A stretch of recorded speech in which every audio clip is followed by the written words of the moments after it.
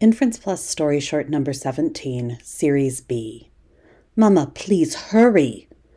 Tomas had been awake and dressed since 3 in the morning, too excited by the coming day to sleep. He waited impatiently, dancing from foot to foot, as though the worn rug were a bed of hot coals. There was a small oval mirror hung beside the front door, the one his mother used to adjust her hat before going into town. Tomas peered into it now, scrutinizing himself from head to toe 10 centimeters at a time. Without his glasses, it was difficult to see the smaller details, so he had to lean in close. He smoothed the collar of his shirt so it laid just so, and adjusted the armband encircling his left biceps so the emblem faced out exactly as the Reichsjugendführer showed him at the last meeting. Always remember, when you wear your uniform, you represent all the Hitler Jugend, not merely yourself. Mama, please, we'll miss the train. Margit rushed out of the bedroom, still in the process of applying her lipstick. She considered herself an early riser, but a 5 a.m. train to Berlin was testing her. Stop fussing, Tomas. We're going to make the train. You don't need to rush me, she chided. Do you have the tickets? He asked anxiously. In my purse. Does my uniform look all right? You look very handsome and grown up. Papa would be proud. She cupped his cheek with one hand and adjusted the shoulder of his tan shirt with the other. You look more like him every day. The accident had been 6 months ago, but Tomas still listened for Papa's boots on the stairs. But he would not cry. He was going to be a soldier one day. They made it to the Fussen station with time to spare. See, Tomas, you worried for nothing. They took their seats and felt the train lurch forward just as the first pink clouds crept up the horizon. They were on their way. Tomas felt his body relax for the first time all morning. The most stressful part was over. Now all that was left to do was settle in for the trip and wait for the fun of the rally when they arrived that afternoon. Tomas! Margit cried suddenly. Where are your glasses? I must have forgotten them, he replied sheepishly. You're always forgetting, she scolded, and I don't understand how you can't see a foot in front of you without them, she sighed. Well, it's too late now. You'll have to make do. Tomas looked down at his lap. He knew it was wrong to lie to his mother, but he hadn't forgotten his glasses. He rarely wore them anymore.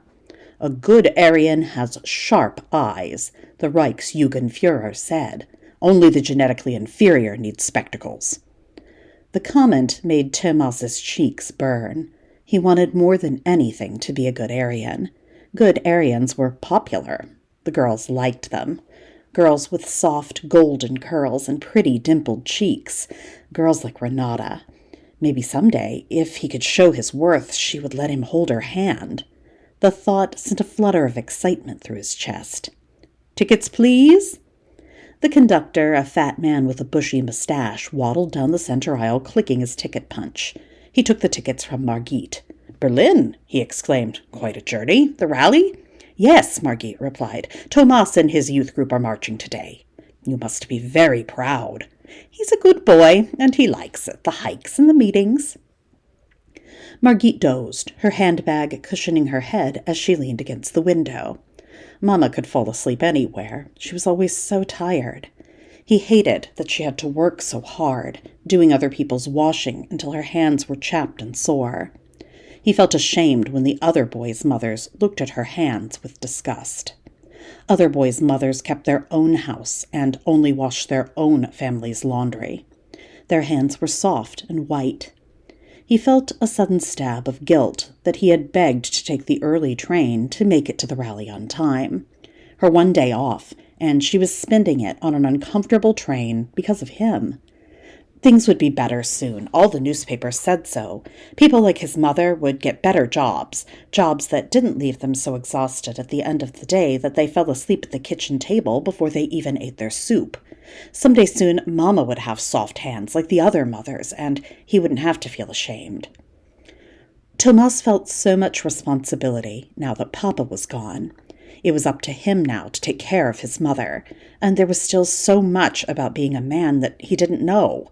This was why Mama had encouraged him to join the Hitler Jugend. She felt the program would provide positive male role models while getting him out of the flat and into the fresh air. It worked. Thomas liked the structure of the twice-weekly meetings and the way he was included in activities with the older, more popular boys.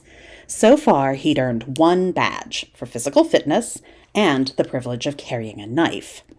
He was proud of the knife, which looked just like the bayonets carried by the Stumbelteilung.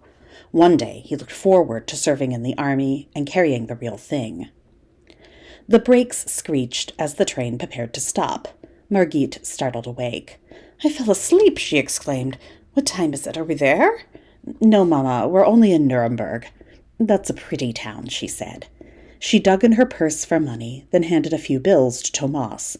"Run into the station and buy us each a Franzbrocken. Raisin for me if they have it. I gave you 2 Deutschmarks, so by expecting some change and a newspaper, please." "Reichsmarks, Mama," he corrected her for what felt like the millionth time. "They aren't Deutschmarks anymore, and 1 Reichsmark should be plenty. I don't need 2. He passed back one of the bills. She tucked it back into her handbag. "I don't understand this new money," Margit said, rolling her eyes. "The amounts don't make any sense to me. I'm all for change, but this business seems like more trouble than it's worth." "It's to honor the Führer," Thomas grumbled. "I'll be back with the pastries in a minute." "And the paper," she called after him. "Don't forget the paper." When he returned to the train, Margit was deep asleep and snoring softly. Even though the other passengers might see, he bent and placed a soft kiss on her cheek. He placed the pastry and the newspaper on the seat beside her, and she did not wake again until the train pulled into Anhalter Bahnhof. They were in Berlin. The crowd was already thick when they arrived, and it took some crafty weaving to make it to the front of the Moser House, where the other boys from the Fussen Hitler Jugend were milling about, waiting for the parade to begin. Their group was only one in an endless sea of khaki shirts, boys from all over the country converging here for a day of celebration, a testament to the future of the Reich and its boundless potential. "Have fun," Margit said, smoothing his hair. "I'll be watching for you." Thomas stood erect and stretched out his right arm to salute. "Sieg Heil!" Margit waved the gesture away and laughed. "You don't salute the person who changed your nappies." Thomas looked around, trying to determine if any of the other boys had heard. Blessedly, they hadn't. If they had, he'd have never heard the end of it. The Reichsjugendführer was struggling to corral the group of excited boys. "I said to fall in. That's an order," he shouted, but none heard over the din. It wasn't until he blew his whistle that they finally got into lines.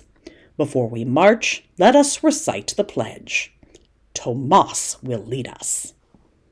Thomas's eyes grew wide with surprise. Him lead the pledge?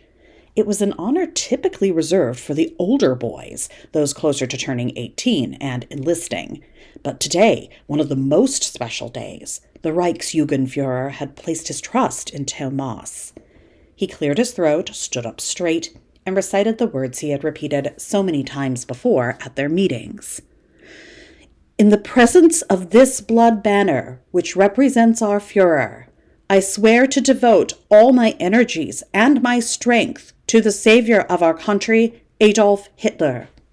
I am willing and ready to give up my life for him, so help me God." Towards the end, his voice went husky with emotion, but no one teased him. These words were sacred. These words were a promise. And Thomas meant every one of them. This was his life. This was the future. Heil Hitler.